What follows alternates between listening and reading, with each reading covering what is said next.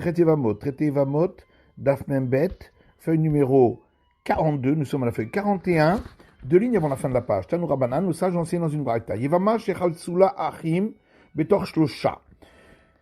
Une belle sœur qui a observé la cérémonie du déchaussement avec un des frères dans les 3 mois qui ont suivi la mort de son mari. Tzechal Amtin Shlosha Chodashim. Elle doit attendre 3 mois entiers. La Chagimel En Tzechal Amtin. Si elle a observé la cérémonie du déchaussement après les 3 mois depuis la mort de son mari, elle n'a plus besoin d'attendre 3 mois encore. Donc les 3 mois dont on a parlé, c'est depuis la mort de son mari, et non pas depuis le moment où elle a observé le déchaussement avec le beau-frère. Et pourquoi est-ce donc différent de l'acte de divorce? De Rav Amar, Rav dit Mishat Netina, qu'on compte les 3 mois à partir du moment où il a été donné à la femme. Shmuel Amar Mishat Ketiva, et Shmuel dit à partir du moment où il a été écrit, puisque entre le moment où il est écrit et le moment où il est donné, il ne s'isole plus le mari et la femme. Donc on voit bien que c'est, d'après Rav, malgré tout, uniquement à partir du moment où elle est autorisée à se remarier qu'on compte les 3 mois. Donc on devrait dire la même chose pour la belle-sœur, uniquement à partir du moment où elle est autorisée à se remarier, c'est-à-dire à partir du moment où a été accomplie la cérémonie du déchaussement, ce n'est qu'à partir de ce moment-là qu'on devrait compter les 3 mois.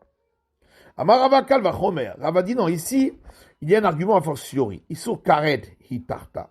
Si déjà après 3 mois depuis la mort du mari, on autorise le lévira, bien que il y avait donc le risque qu'il y ait un enfant viable qui naisse, et donc qu'il y ait entre eux l'infraction d'un interdit qui donne lieu au retranchement, ils sont là, le kol sheken.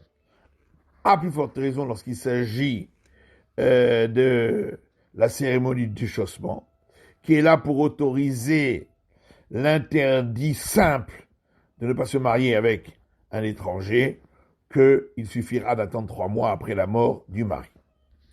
La Mishnah dit pareil pour toutes les autres femmes, elles ne peuvent se remarier qu'au bout de 3 mois. On comprend pour la belle-sœur, c'est comme on a expliqué, pour ne pas que ils enfreignent l'interdit d'avoir relation avec la femme de son frère, hors l'obligation.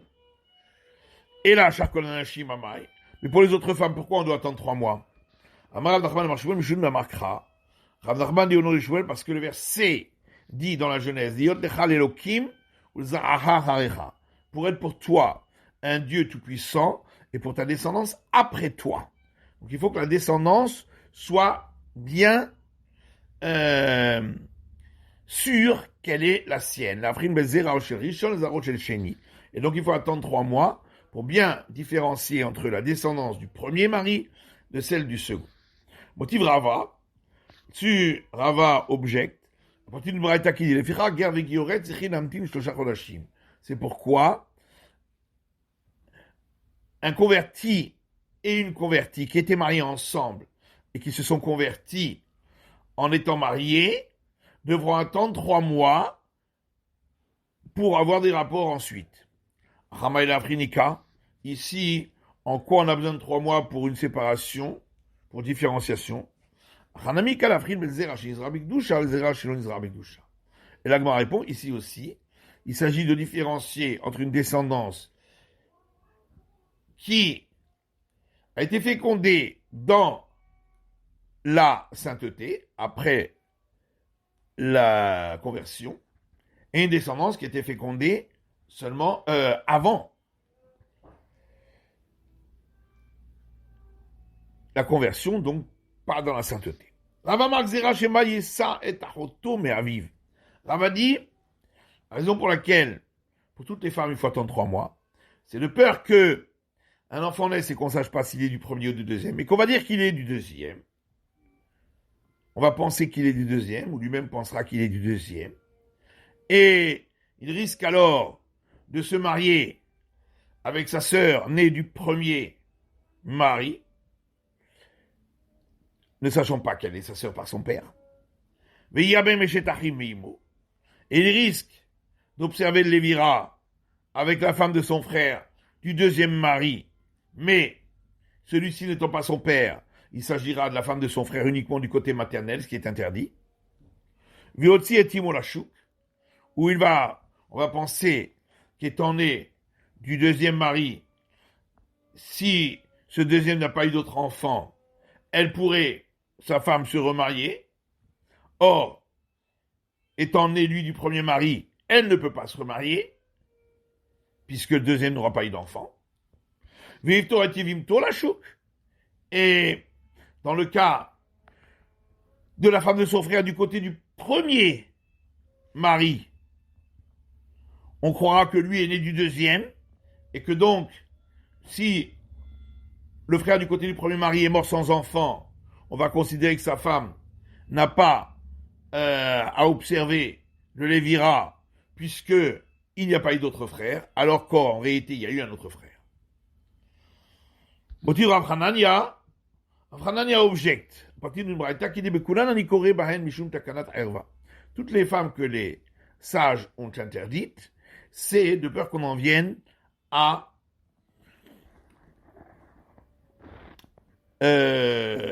enfreindre un interdit de la Torah. Et ici, pour l'attente de 3 mois, c'est pour une institution pour l'enfant.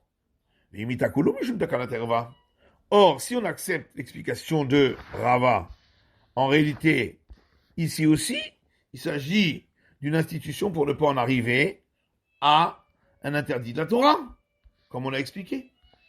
La Gemara dit oui, mais il s'agit de faire une institution pour l'enfant, pour ne pas que lui en vienne à enfreindre l'interdit de la Torah, et non pas pour la femme en question. Alors on comprend qu'il ne suffit pas d'attendre 2 mois pour se remarier, parce que là, effectivement, il y aurait un doute. Si ensuite, elle a un enfant 7 mois après,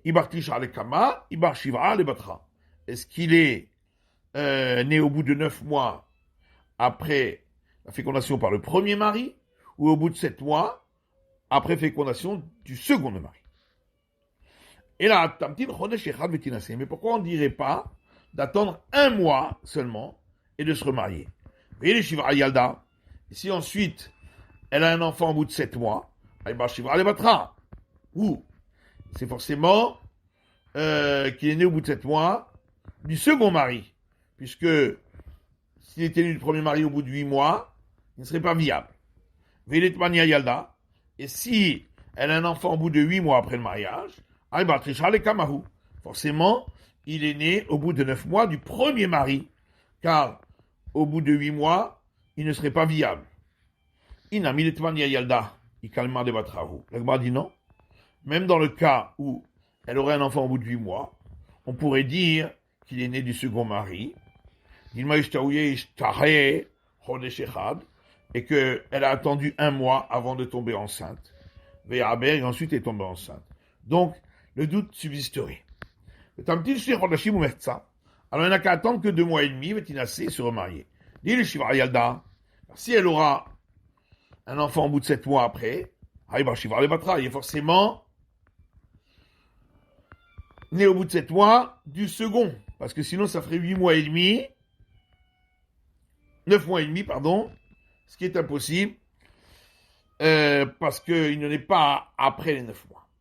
Vileshita ou Palgayalda, si la naissance a lieu au bout de 6 mois et demi, sera obligé de dire qu'il est né au bout de 9 mois du premier mari.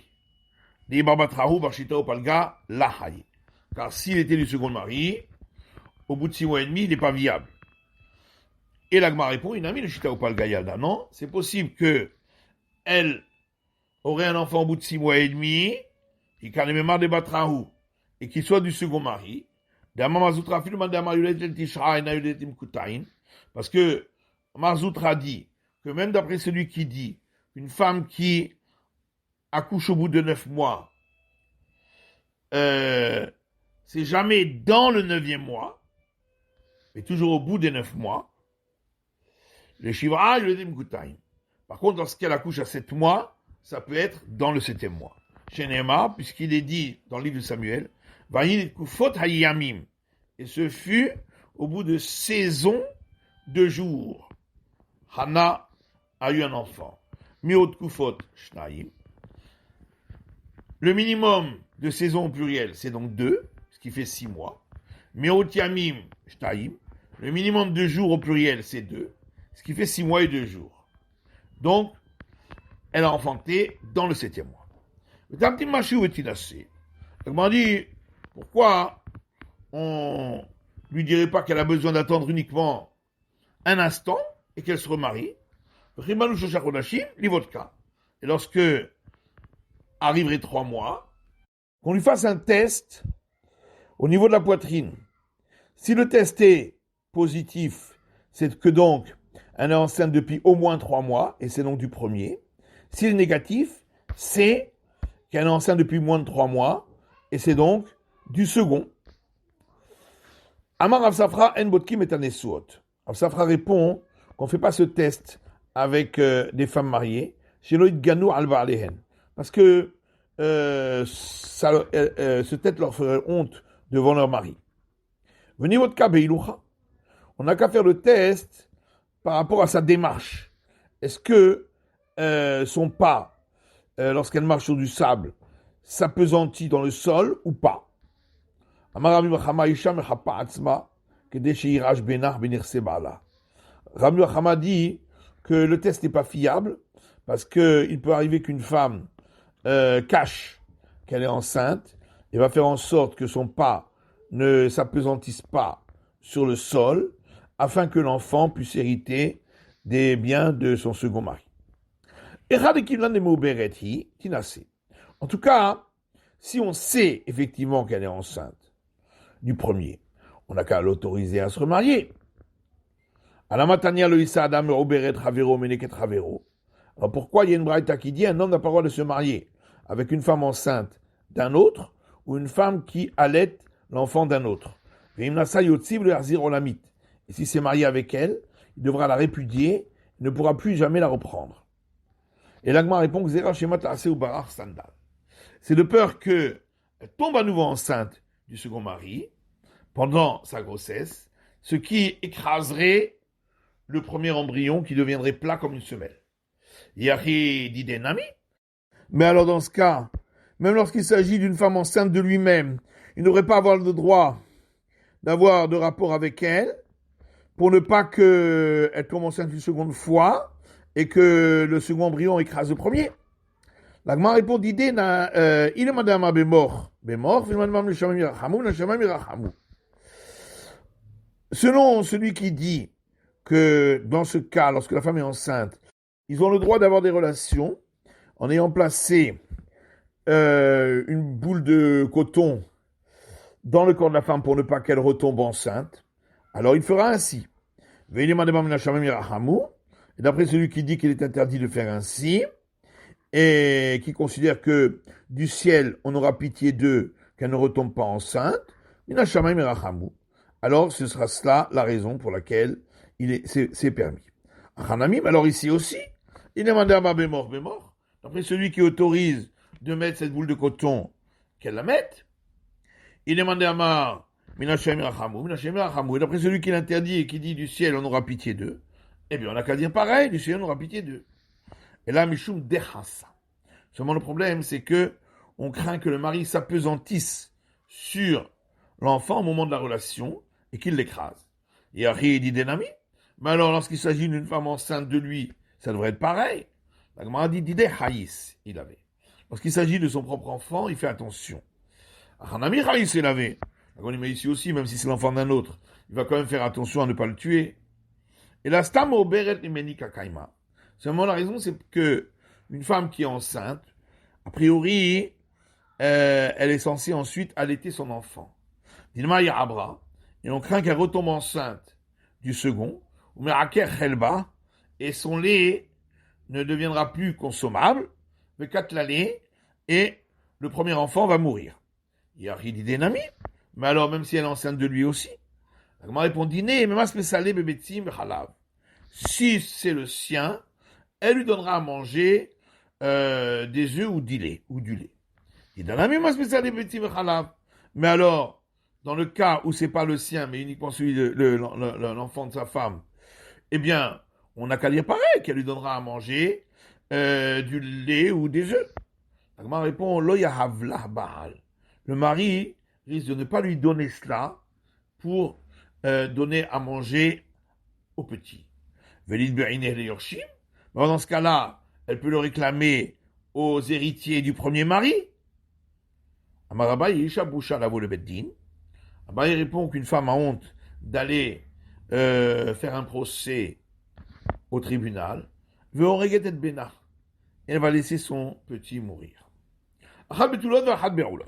La Mishnah dit que il n'y a pas de différence s'il s'agit de femmes qui n'ont pas eu de relation avec le premier mari ou qui ont eu une relation avec le premier mari. Il faudra attendre 3 mois pour se remarier. Eniu betulot, eniu arusot, eniu be'ulot, eniu nesuot. Alors, il y a une répétition dans la Mishnah, puisque le cas où elles n'ont pas eu de relation avec le premier mari, ça veut dire qu'elles étaient uniquement acquises par le lien du mariage avec eux, sans plus. Et le cas où elles ont eu une relation, c'est le cas où le mari les a entrées chez lui. Ben alors, pourquoi on a besoin de répéter qu'il s'agit soit de femmes qui ont été acquises par le lien du mariage, soit de femmes que le mari a entrées chez lui. Amar Rabbi Yehuda Rikama, Rabbi Yehuda dit voilà l'explication de la Mishnah. Achal betulot, achal be'ulot, que ce soit si elles avaient une relation avec leur premier mari ou pas. Ce qui veut dire que elles sont devenues veuves ou divorcées, que ce soit lorsqu'avec le premier mari, il y avait uniquement l'acquisition par lien du mariage, ou que ce soit dans le cas où il y avait eu également le fait d'être entré dans la maison du mari. Rabbi Elazar, l'oral de Midrasha. Un jour, Rabbi Elazar n'est pas venu à la maison d'études. Parce que Ravassi, il a rencontré Ravassi, il lui a dit qu'on dit les sages dans la maison d'études. Il lui a dit ainsi, a dit Rabbi Chanan. Al-Hak Rabbi Yossé. On suit l'avis de Rabbi Yossé, qui lui autorise d'avoir l'acquisition par lien du mariage immédiatement, puisque elle n'aura pas de relation tant qu'il ne la fait pas entrer chez lui. Alors, il a dit, si on suit l'avis de Rabbi Yossé, ça veut dire que celui qui, la première opinion qui s'oppose à lui, c'est uniquement l'opposition d'un particulier. Et il a répondu, effectivement, Vatania, puisqu'on a vu dans une braïta, Rechaïta, Ridufa, Lelech, le Betavia. Si la femme, lorsqu'elle était avec le premier mari, elle allait tout le temps chez son père. Et donc elle n'a pas eu de relation avec lui. Oshé la Kaas de Belbala, où elle était fâchée avec son mari. Et elle n'a pas eu de relation avec lui. Oshé Bala Chavouj Betasurim, ou parce que le mari était en prison pendant tout le temps. Oshé Bala Zaken, ou que son mari était très âgé, relé ou malade. Oshé Itaïrola, qu'elle était elle malade. Oshé Pila Hamitat Bala, ou que juste après la mort de son mari, elle a fait une fausse couche. Oshaita Akara, ou qu'elle était stérile, au Zekena, ou très âgée, au Ktana, ou mineure, moins de 12 ans, au Ailenit, ou qu'elle n'a jamais eu les signes de la puberté, au Shenarouya Leled, ou qu'elle n'était pas apte à avoir des enfants. Dans tous ces cas-là, bien que elle risque pas d'être enceinte du premier mari, malgré tout, les sages ont exigé qu'elle attende 3 mois, livré Rabbi Meir. C'est l'avis de Rabbi Meir. Rabbi Yossé, Matir les Ares Venasemia. Rabbi Yossé, dans ce cas-là, autorisera à ce que elle se remarie uniquement par les liens du mariage, ou même en entrant dans la maison du mari, immédiatement. Amar Rabbi Chia bar Abba, Chazabu Rabbi Yochanan. Rabbi Chia bar Abba dit que Rabbi Yochanan est revenu en arrière en disant qu'on ne suit pas l'avis de Rabbi Yossé. Amar Rabbi Yossé fi adarbe, mi matiti de kama adarbe. Rabbi Yosef dit, si il est revenu en arrière, c'est à cause d'une braïta qui rapporte un enseignement qui a eu lieu à Karma, c'est-à-dire dans l'endroit Kerem Beyavne. Netanya, comme on voit une braïta qui dit, Amar Rabbi Shmuel beno shel Rabbi Yochanan ben Beroka. Rabbi Shmuel dit au nom de Rabbi Yochanan ben Beroka, Shamati mipi chachamim bekerem beyavne. J'ai entendu de la bouche des sages qui ont siégé à Kerem Beyavne. Kulam tzrichot lamtin shosha chodashim. Toutes les femmes doivent attendre 3 mois. Amar Rabbi Yirmiyah de Rabbi Zrika. Rabbi Yirmiyah dit à Rabbi Zrika, Ki ayal tekame de Rabbi Avaou. Lorsque tu iras chez Rabbi Avaou, Ramilé pose la question suivante. Mi amar Rabbi Yochanan rak Rabbi Yossé. Est-ce que vraiment Rabbi Yochanan a dit qu'on suit l'avis de Rabbi Yossé? Ve'amar Rabbi Yochanan rak est un Mishnah. Pourtant, Rabbi Yochanan dit qu'on suit toujours une Mishnah qui n'a pas précisé l'auteur. Et voilà que dans notre Mishnah, on voit une première opinion sans précision d'auteur qui dit toutes les femmes ne peuvent se remarier ni en entrant dans la maison du second mari, ni en étant uniquement acquises par le lien du mariage, tant qu'elles n'ont pas attendu 3 mois. Que ce soit Achad Betulot et Achad Beroulot, qu'elles aient eu une relation avec le premier mari ou qu'elles n'en aient pas eu. Il a dit, celui qui t'a rapporté cette opposition ne fait pas attention à sa farine, c'est-à-dire qu'il n'a pas bien réfléchi. Cette Mishnah que tu as rapportée, il y a effectivement au départ une opinion sans précision d'auteur, puis on rapporte une autre opinion qui, avec précision d'auteur, et qui s'oppose à la première. Dans ce cas-là, on ne suit pas la première partie où il n'y avait pas d'auteur. Comme Rapapa a dit au nom de Rabbi Yochanan, et certains disent Rabbi Yochanan, si dans la Mishnah, il y a d'abord une discussion, puis ensuite un enseignement sans précision d'auteur, à la Hakistam, on suivra l'enseignement sans précision d'auteur. Stam v'achaka machloket. S'il y a d'abord l'enseignement sans précision d'auteur et ensuite la discussion à ce sujet, et dans la Hakistam, on ne suivra pas l'opinion qui est sans précision d'auteur. C'est-à-dire, vas-y, Rabbi Abaou, quand fait des Rabbi Nahum, Shamaï. Rabbi Abaou marchait en s'appuyant sur l'épaule de Rabbi Nahum, son domestique. Man kit ve'azil ala chatamine. Et Rabbi Nahum, apprenait des règles de Rabbi Abaou. Il a demandé s'il y a d'abord une discussion et ensuite, dans le même sujet, un enseignement sans précision d'auteur. Qu'est-ce qu'il en est? Amarle al Stam. Il a dit on suivra l'enseignement sans précision d'auteur. Stam machloket mai. S'il y a d'abord l'enseignement sans précision d'auteur et ensuite la discussion sur le même sujet, qu'est-ce qu'il en est? Amarle en al Stam. On ne suit pas l'avis qui est sans précision d'auteur. Stama de matitin machloket du braïta. S'il y a un avis sans précision d'auteur dans une Mishnah, et dans une braïta, il y a une discussion à ce sujet. Qu'est-ce qu'il en est? Amalé al Hakistam. Il a dit, on suivra l'avis sans précision d'auteur. Machloket de matitin du braïta. Si la discussion, on la trouve dans une Mishnah, et l'enseignement sans précision d'auteur sur le même sujet, on le trouve dans une braïta, qu'est-ce qu'il en est? Amar, il lui a dit, Rabbi Yochanan minaino. Si Rébi n'a pas mentionné cette discussion dans la Mishnah, d'où Rabbi Chia, qui a enseigné la braïta, pourrait le savoir, et donc on ne suit pas l'avis de la braïta, mais l'avis de la Mishnah. C'est la fin de l'étude du Daf Membet, de la feuille numéro 42.